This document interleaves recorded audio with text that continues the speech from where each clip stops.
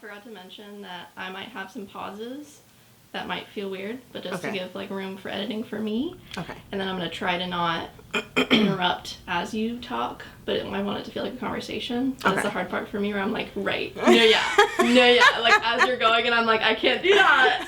So if I feel awkward and I'm just like nodding my head, that's me doing that. Okay. My name's Briana Darnell, but everybody just calls me Breezy. My name is Sam. My name is Steph Keiss. My name's Harry Dunaway. A powerful human to me is someone who can go through the worst in life and persevere. Like push through like absolutely nothing is going on. That's a powerful person to me. I think a powerful human is somebody who stands their ground and always stands up for what they believe in and treats people with respect and kindness and doesn't let anybody disrespect them or treat them unkindly. Someone who's confident and someone who can stand up for themselves and enforce boundaries. Someone who knows themselves very well. Yeah, someone who's sure of themselves and someone who can do whatever they want unapologetically, but is also respectful. That's a good question. I think a powerful human looks confident.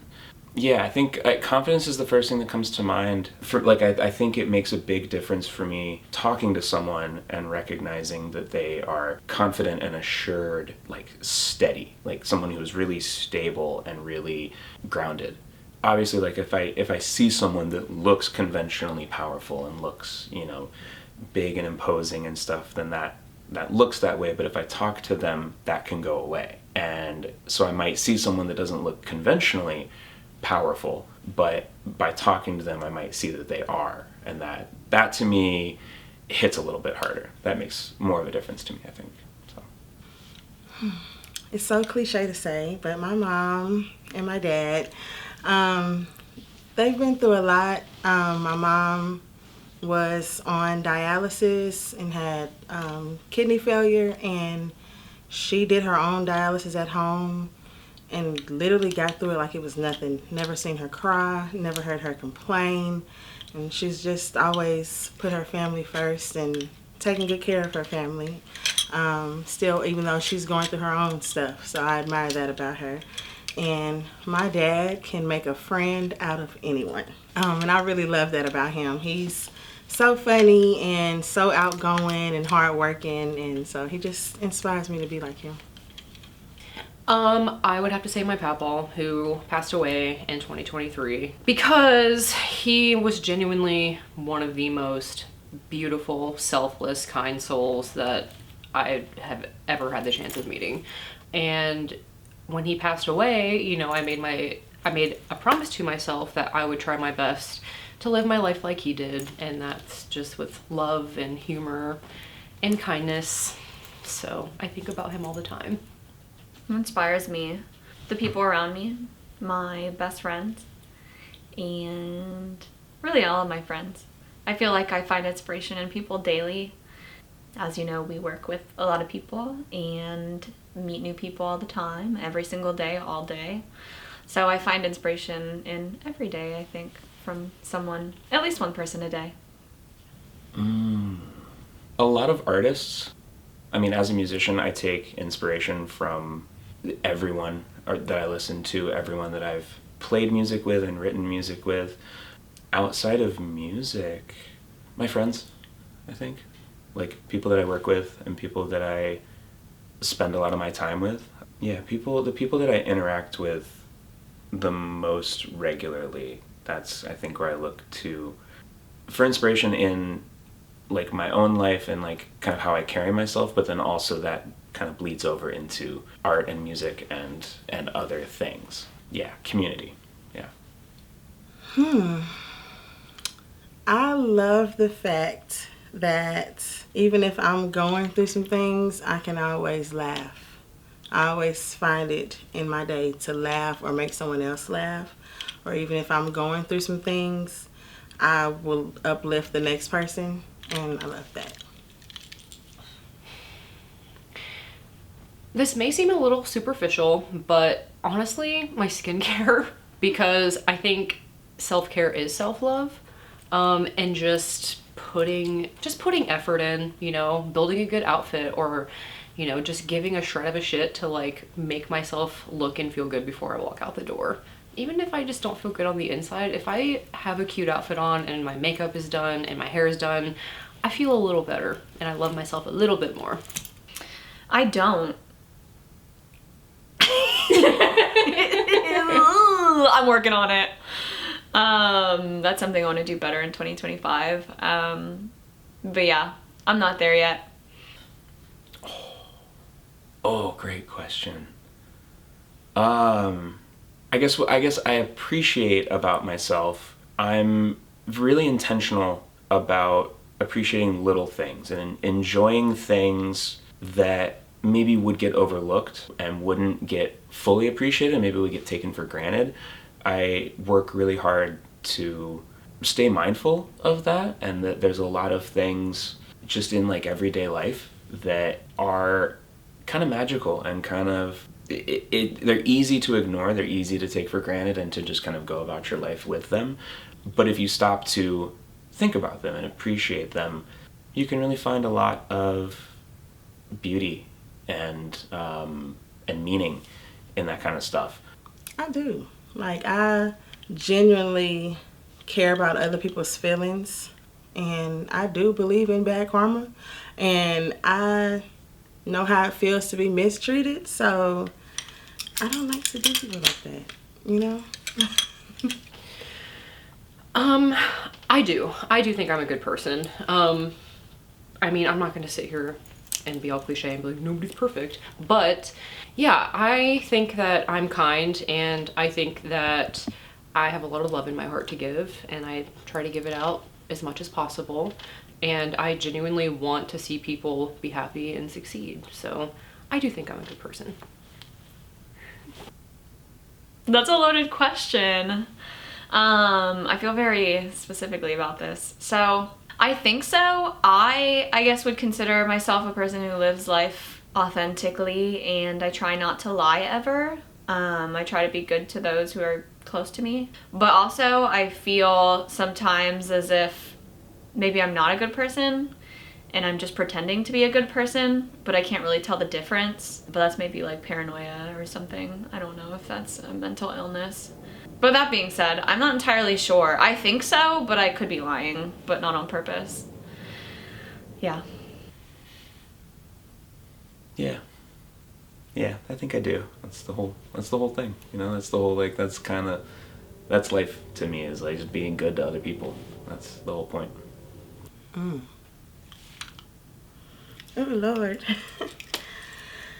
The biggest thing I've lost, I would definitely say, is my child.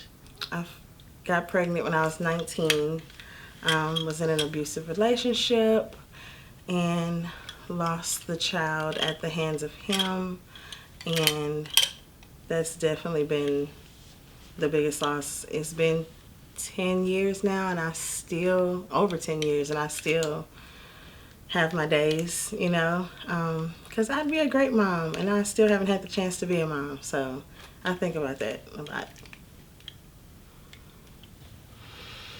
Well, other than my papaw, I would probably have to say myself, because since moving to Nashville and becoming an adult, there's just so many parts of myself that I loved and I valued that I feel like kind of got lost into trying to be an adult and survive here.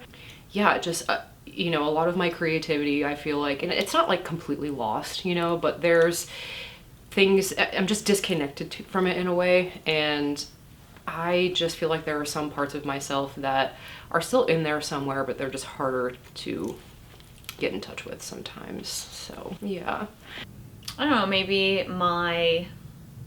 a big chunk of my empathy. I like to try to be empathetic, but I feel like I've been burned a lot by people who I really just tried to care about. They just used me, or like manipulated my feelings into feeling bad for them, and then they turned around and used the kindness against me. So I very much became a very guarded person, so I've definitely lost that like openness about me, which sometimes I miss, but it's definitely helped me as well. So it's not all bad. Okay, this is really funny, but when I was a kid, this is one of my earliest memories. I think I must have been like 4, and I dropped a pen out of my mom's car window. I loved this pen so much, and I think I was like pretending it was an airplane, probably like out the window, and I dropped it, and I was bereft. And my mom wouldn't stop the car and go back for it. It was in the middle of a really busy intersection. I don't blame her for that. I'm a little upset though. Yeah, I loved that pen. The real answer, close friend of mine when I was in elementary school passed away. And he was a couple years older than me. His name was Daniel. He was just a really good role model. To me, he's big. You know, he got along with everybody, and everybody liked him. Yeah, he died in a boating accident, and that was like super confusing for me at that age. I didn't really get it. I didn't really understand it until like a long time after that. But I have a picture of a project that he and I worked on together at school. We made like a little clay model scale replica thing of this fort, and so there's a picture of like, we're both holding it up, and real sweet. So that, and my grandparents. My mom's dad passed away, and my dad's parents both passed away, and that was a hard one because I'm named after my dad, after his dad. That one, we just had a special relationship. So that was a hard one, but it's never easy, Yeah, that pen when I was 3, and then 4 of the most important people in my life. So. Oh, fly. I would say fly, fun, caring. Yeah, adventurous, curious, and open and kind-hearted. Peep peep poo poo. No, I'm just kidding. Funny, as I've been told. No, that's actually not the way I describe myself. Thoughtful. I don't know, I've never described myself before. Passionate, fashionable. I think I only got 3. Creative. I want to say thoughtful and sleepy. That's a great question. Love is great. Love is fun. Don't focus on it though. Focus on loving yourself versus trying to find you a man to have a family with. Like, it's not that serious. Slow it down, okay? You got some time. Get to know you and really perfect the things that you want to do in life, and all those things will come. Stop worrying so much, because most of your problems are in your head, and you're making them so much bigger than they need to be. Take a deep breath, relax, and don't be so fucking anxious all the time, because you are creating these problems. They're non-issues. Just stop worrying so much. Everything's gonna be okay. And if it's not, you'll deal with it, and it will still be okay. Because you're gonna deal with it, and you're gonna come out of it better and stronger. It's a Daft Punk song. Don't waste your time. Don't stay in places you're not happy. Don't do things that don't make you happy. Not to sound like Tumblr, but like when people show you who they are, believe them the first time. Take people's words at face value. If they tell you a certain thing, you should, again, believe them. And not make excuses for yourself or other people. Well, that's good. Past self, I think I would hate this advice. Oh, I would hate for me to tell me this. To just relax a little bit. I have been a very anxious person. Moving to Nashville, a lot of that just wiped away, but I would tell myself it will be okay. Everything will actually be pretty cool. Things don't always turn out horrible. Okay, the earliest memory I remember vividly, can picture this exact moment, the cicadas. The first time I saw them, I was 4 years old. It was a sight to see. I was terrified. I was at daycare, and I remember them literally making us go outside, and there was cicadas everywhere. And I remember hiding in like the little playhouse and just like being scared and hiding with my friends until they told us it was time to go in. The earliest memory I have, my mom and dad got divorced when I was like 4 going on 5. So I was turning 5 in the middle of their divorce. And one of my earliest memories was my dad, he had already moved out of the house, but my mom was throwing me a birthday party for my 5th birthday. And I remember my dad coming into the house with like a bunch of candy that he would always put on the top of the refrigerator for us. Like one of the big Reese cups, he would always say, "This is the size of my car." It was my birthday, and I remember him distinctly in our kitchen saying, "You're a whole hand years old." That's my earliest memory. Going to, I guess we walked there, but there was this thrift store that used to be open by my parents' house that my mom and I used to go to. I don't remember how old I was. It was like definitely before I was 10. But I remember going there with her and walking around.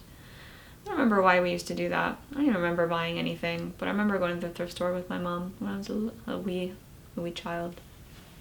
Okay, so I think this is probably the earliest. I was very young. I don't remember exactly how old. I want to say, I think I must have been maybe 3 or 4. In my hometown, there's a park around a lake called Lake Ella, and it was just in front of the bathroom, weirdly, was just kind of like a nice area to like hang out and just chill.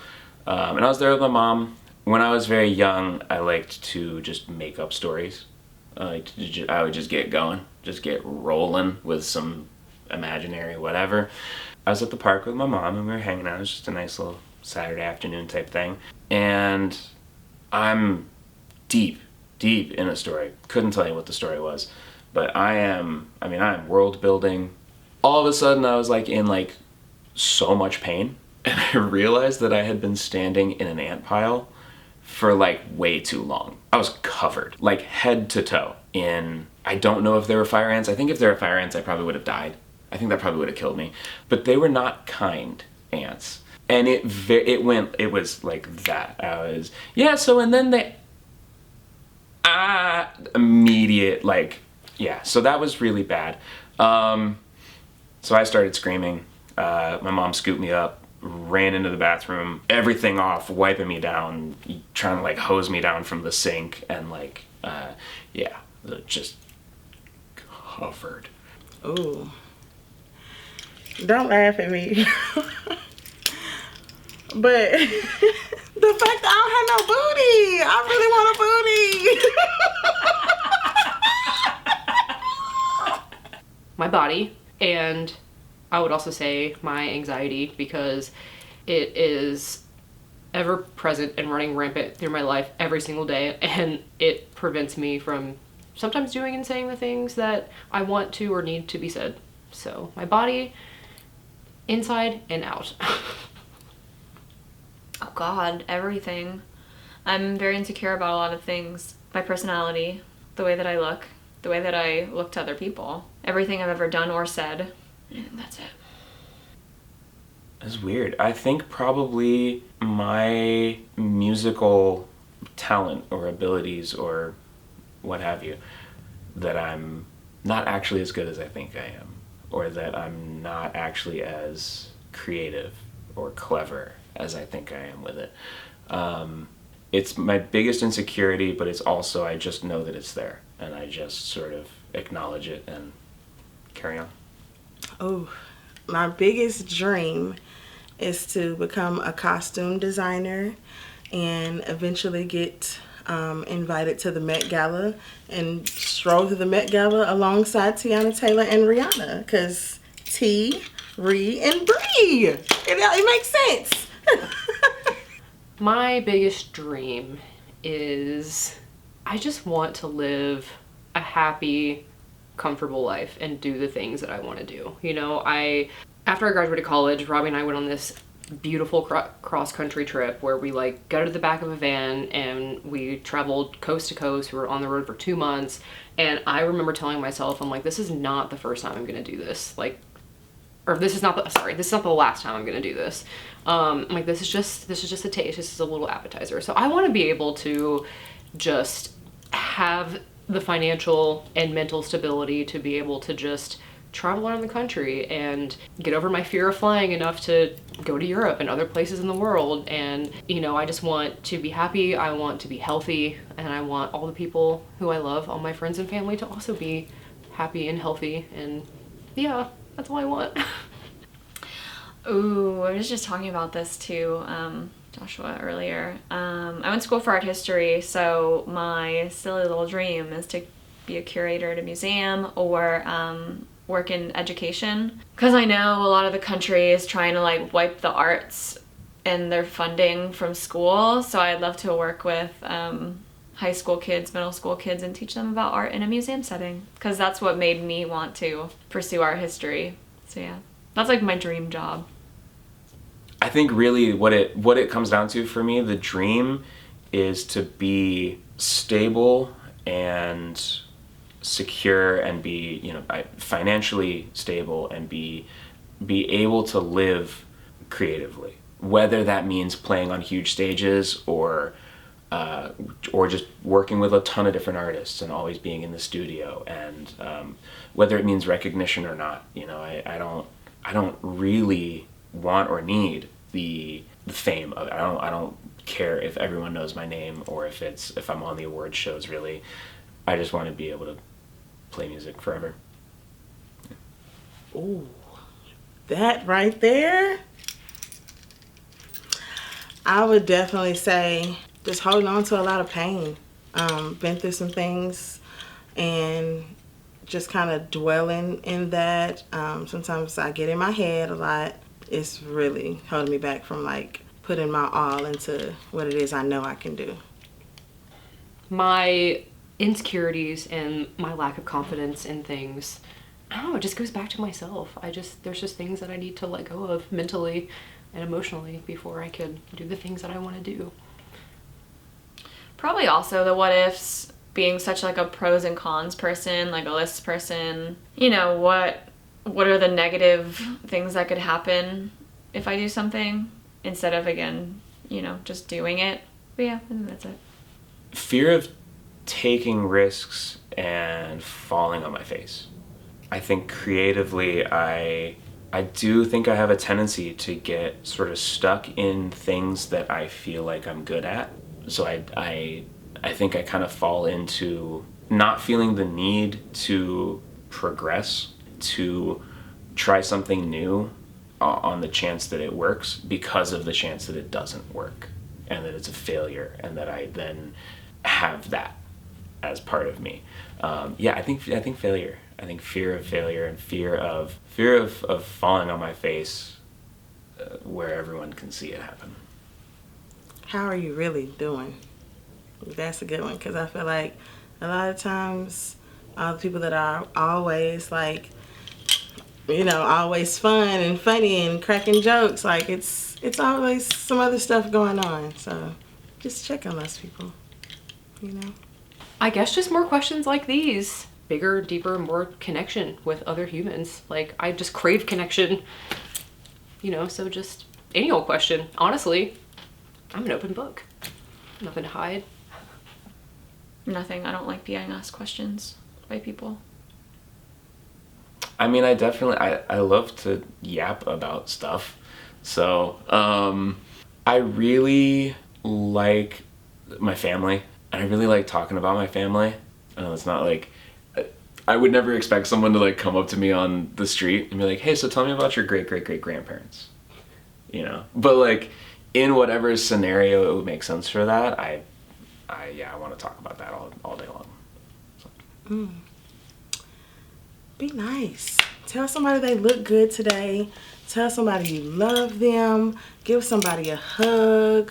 Call your parents, tell them you love them. Call your grannies and your grandparents, tell them you love them. And just love on the people that love on you. Be kind to yourself.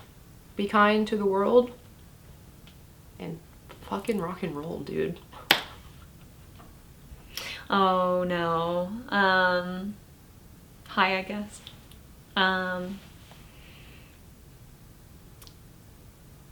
No. Thank you. I think stuff's like super crazy.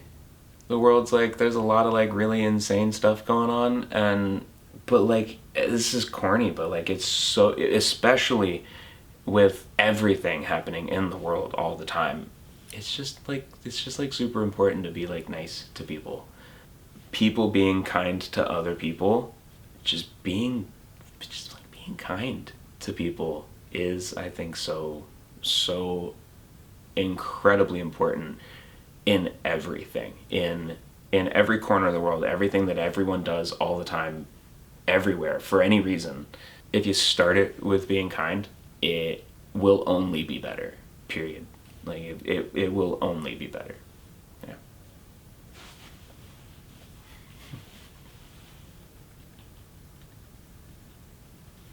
That's it. Whee! Yes!